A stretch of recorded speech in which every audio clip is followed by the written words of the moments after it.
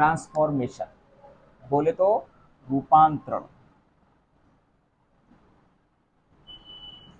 एक सेंटेंस का रूप बदल करके दूसरे तरीके से कैसे लिख सकते हैं, ये सारी बातचीत करते हैं ट्रांसफॉर्मेशन के अंदर।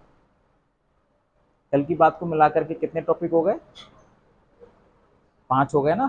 चल एक एक करके बताएंगे। सबसे पहले topic number 1 remove to, number 2 affirmative to negative, number 3 assertive to interrogative, number 4 active passive voice, number 5 कोई बात नहीं, नंबर 5 एक्टिव पैसिव वॉइस 4 पर रख लिए। फिर उसका अगला टॉपिक डिग्री, ठीक है, डिग्री तो पढ़ा है, ठीक है। तो ये 5 टॉपिक हो गए हैं। अगर यहाँ पर टॉपिक नेक्स्ट की बात करें ट्रांसफॉर्मेशन में, तो क्या रहेगा आपका? Exclamatory sentence will change into assertive sentence. Exclamatory को असर्टिव में कैसे बदलना है ये आएगा, ठीक है। पॉजिटिव नेगेटिव, फिर हमने देखा असर्टिव से इंट्रोगेटिव, और अभी हम देखेंगे एक्सक्लेमेटरी टू असर्टिव। जो सेंटेंस के हमने 5 प्रकार पढ़े थे, वो आपस में ही तो घूम रहे हैं। अरे इंट्रोगेटिव असर्टिव में घूम गया, अब एक्सक्लेमेटरी को असर्टिव में लेके जाएंगे, ठीक है। तो सबसे पहले हम बात करते हैं कि एक्सक्लेमेटरी सेंटेंस क्या होते हैं, क्योंकि इसकी जानकारी जब हम डायरेक्ट पढ़ते हैं तब भी मैंने दी थी, जब हम एक्टिव पैसिव वॉइस पढ़ते हैं तब भी हम एक्सक्लेमेटरी बताते हैं, और यहाँ पर भी हम एक और बता रहे हैं एक्सक्लेमेटरी सेंटेंस क्या होते हैं। बताओ। अरे भाई, एक्सक्लेमेटरी सेंटेंस वो होते हैं जिनके अंदर हम सडन फीलिंग या सरप्राइज एक्शन की बात करते हैं। अचानक से घटित घटनाओं के बारे में जो सेंटेंस बताते हैं उसको बोला जाता है एक्सक्लेमेटरी सेंटेंस। सरप्राइजिंग एक्शन, ऐसी घटनाएं जो अचानक से घटती हैं, हमें पहले से नहीं मालूम होती, वो बातचीत कहलाती है आपके एक्सक्लेमेटरी सेंटेंस। जब पार्ट्स ऑफ स्पीच में 8वें नंबर पर एक शब्द आता है इंटरजेक्शन, उन इंटरजेक्शन शब्दों को याद रखिए या याद करिए। इनको लगाने पर सेंटेंस कैसे बनता है? एक्सक्लेमेटरी बनता है। Alas, hurray, bravo, oh that, oh shit, तो ये वर्ड्स इंटरजेक्शन ही तो होते हैं। तो इंटरजेक्शन लगने से तो कौन सा सेंटेंस बन जाता है? एक्सक्लेमेटरी सेंटेंस बन जाता है, ठीक है। अब असर्टिव आपको मालूम ही है, असर्टिव क्या होता है? असर्टिव सेंटेंस वो होते हैं जिनके अंदर हम स्टेटमेंट की बात करते हैं, जिनके अंदर हम कथन की बात करते हैं, वो कहलाते हैं आपके असर्टिव सेंटेंस, ठीक है। स्ट्रक्चर सब्जेक्ट, वर्ब, ऑब्जेक्ट, और इसके 2 नेचर होते हैं, एक अफर्मेटिव और एक नेगेटिव। ये दोनों ही किस में आता है? असर्टिव में आता है। तो ये तो हो गई इन दोनों के बारे में बेसिक जानकारी। अब इसको इंटरचेंज कैसे करेंगे, अब इसकी बात हम करते हैं, ठीक है। ये तो मालूम ही है, नोट भी होगा आप लोगों के पास।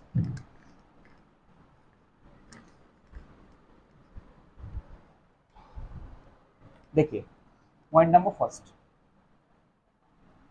अगर मेरा एक्सक्लेमेटरी सेंटेंस व्हाट या हाउ से स्टार्ट हो रहा है, किससे? व्हाट या हाउ। अरे भाई, ये आपके इंट्रोगेटिव सेंटेंस में भी यूज होते हैं और एक्सक्लेमेटरी सेंटेंस में भी यूज होते हैं। बस इतना याद रखिएगा, अगर हाउ या व्हाट के बाद क्वेश्चन मार्क आ रहा है तो इंट्रोगेटिव है, अगर इनके बाद एक्सक्लेमेटरी मार्क आ रहा है तो ये आपके एक्सक्लेमेटरी सेंटेंस है, ठीक है। तो अभी ये हम क्या यूज करने वाले हैं? इनको हम यूज करने वाले हैं एक्सक्लेमेटरी सेंटेंस में। तो बात यह है, अगर एक्सक्लेमेटरी सेंटेंस में व्हाट या हाउ आ रहा है तो इनको हटा करके क्या लगा देंगे?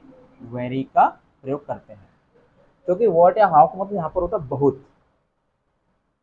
इनको हटाएंगे, इनकी भरपाई करेंगे वेरी से। और सेंटेंस में क्या आएगा? सब्जेक्ट, यानी सेंटेंस की शुरुआत सब्जेक्ट से करते हैं, क्योंकि असर्टिव में सब्जेक्ट आएगा ना। तो असर्टिव में चेंज करना तो सब्जेक्ट चाहिए, फिर मुझे वर्ब चाहिए, जो सेंटेंस पूरा करने के लिए अन्य शब्दों में वो हम लगा देंगे। जैसे एग्जांपल,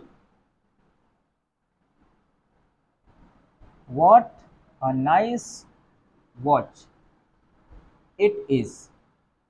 तो ये आपका कौन सा सेंटेंस है, एक्सक्लेमेटरी वर्ड आ रहा है, एक्सक्लेमेटरी मार्क आ रहा है।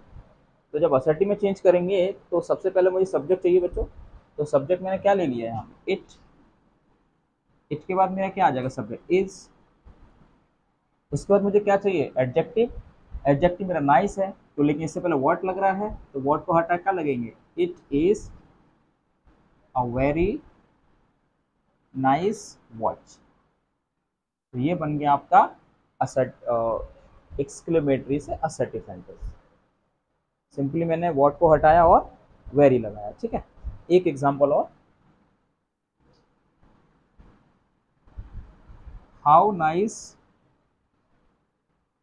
दिस कार इज, ठीक है। ये भी एक्सक्लेमेटरी सेंटेंस है, हाउ से स्टार्ट हो रहा है। तो कैसे बनाएंगे,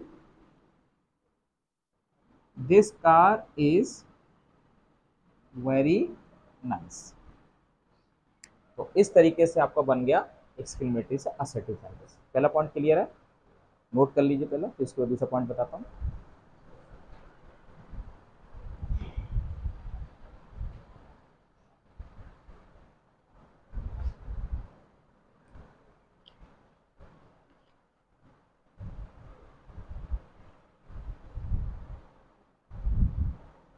आलिया और शिवानी, आप लोग बेटा शीट निकालो, ये तो आपको हो रखा है, ठीक है। ये भी बीच में से देख लो और मैं वो आपको सीट भी कंप्लीट कराऊंगा आज, ठीक है।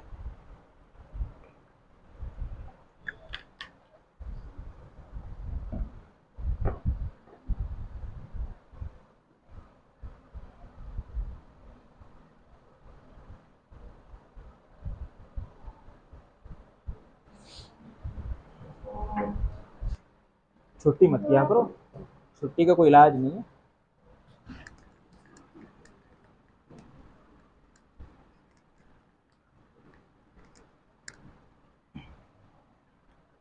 देखिए पॉइंट सेकंड, अगर आपके एक्सक्लेमेटरी सेंटेंस में ओ, ओहो, इफ या वर्ड आदि शब्दों का जिक्र हो रहा है, अगर एक्सक्लेमेटरी सेंटेंस में ये शब्द आ रहे हैं तो इनको हटा करके लगा देंगे विश, यानी इच्छा को दिखा रहा है, ठीक है। यानी आई विश से सेंटेंस स्टार्ट करते हैं, जैसे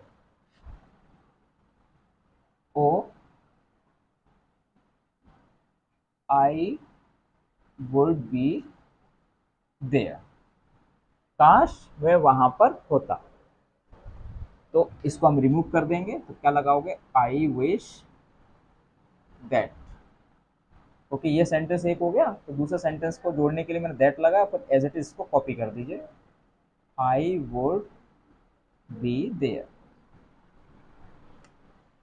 तो इस तरीके से क्या करना है, हमें सेंटेंस को बनाना। तो ये शब्द को हटा करके आई विश का प्रयोग करना। क्लियर है कि नहीं। और लास्ट पॉइंट है इसमें, देखो तो ये टॉपिक खत्म है।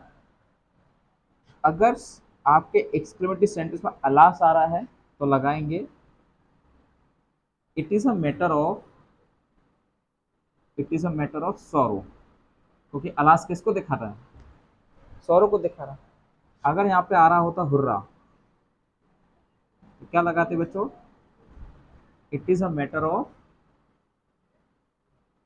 जॉय, ठीक। अगर यहाँ पे आ रहा होता ब्रेवो, ब्रेवो शाबाशी को दिखाता है, तो it is a matter of, ठीक है, it is a matter of praise, यानी प्रशंसा। तो इनसे स्टार्ट करते हैं और सेंटेंस को जोड़ देते हैं। एग्जाम्पल,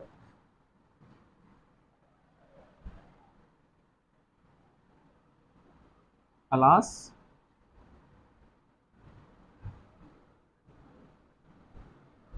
माई फोन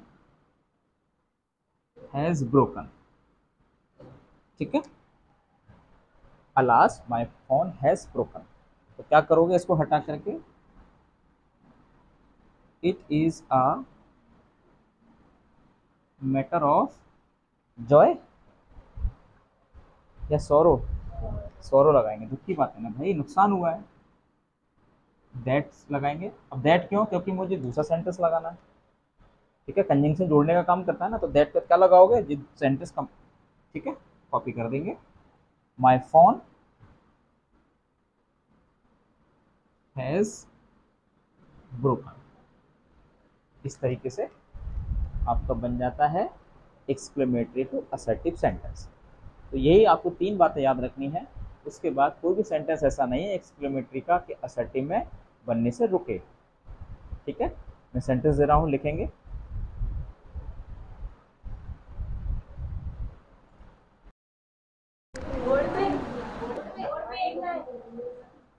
हाँ हाँ, और क्या, मैं पढ़ाऊंगा, अभी सर आएंगे।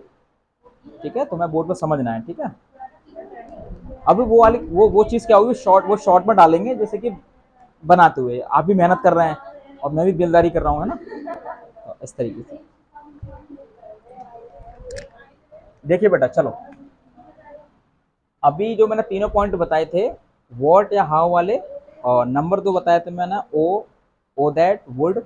ठीक है, और नंबर 3 मैंने बताया था it is a matter of, alas hurray bravo वाला। ठीक है, तीनों के अलावा चौथा पॉइंट नहीं है।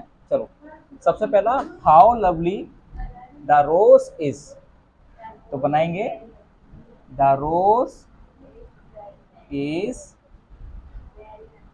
Very lovely. ठीक है, और यहां लगेगा फुल स्टॉप, क्वेश्चन मार्क मत लगा देना, फुल स्टॉप। असर्टिव सेंटेंस के लास्ट में क्या आएगा, फुल स्टॉप आता है।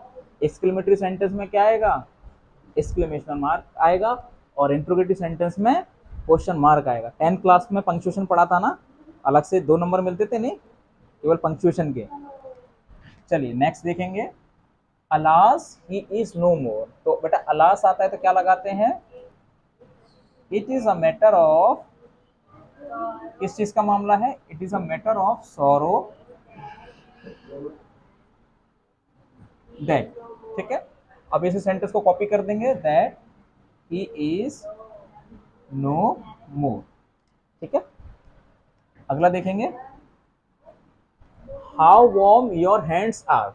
और जब भी सेंटेंस आपका हाउ या व्हाट से स्टार्ट होंगे तो किस चीज से स्टार्ट करेंगे, क्या लो, अच्छा नो नहीं लगाया तो नो लगा लो, 9 10 जो भी रहेगा लगा लो, इसमें क्या दिक्कत है। ठीक है, अब देखिए अगला sentence number 3, how warm your hands are. तो सब्जेक्ट चाहिए मुझे असर्टिव के लिए, सब्जेक्ट क्या हो जाएगा, ठीक है, योर हैंड्स। ठीक, सब्जेक्ट क्या बनेगा आपका, प्लूरल है तो प्लूरल वर्ब लग जाएगी, और हाउ को हटा करके क्या लगाएंगे, वेरी। और वार्म का मतलब क्या होता है, गरम या हल्का गुनगुना टाइप की चीज है। ठीक है, हल्का गरम को बोलते हैं warm. Next, bravo you spoke so well. तो ब्रेवो को हटाकर क्या लगाएंगे, it is a matter of praise. तो बनाएंगे सेंटेंस को, it is a matter of praise that. ठीक है, तो यहां पर आप यू लगाएंगे, यू स्पोक सो वेल। ठीक है, अब यहां पर बचता है आपका last, what a dangerous thing a little knowledge is. ठीक है, छोटी सी जानकारी कितनी खतरनाक होती है, ये है। तो सबसे पहले सब्जेक्ट क्या चाहिए बेटा, आ लिटिल नॉलेज। ठीक है, तो बनाएंगे आ little knowledge is very dangerous. इस तरीके से आपने सीखा कि असर्टिव से एक्सक्लेमेटरी से असर्टिव सेंटेंस कैसे बनाते हैं। बोलो, हाँ लगा लो। ये छोटी सी बात है, अगर मैं बोल रहा हूँ लिख नहीं पाया हूं तो इसका मतलब आपको लिख लेनी है। कोई डाउट? धन्यवाद सर जी।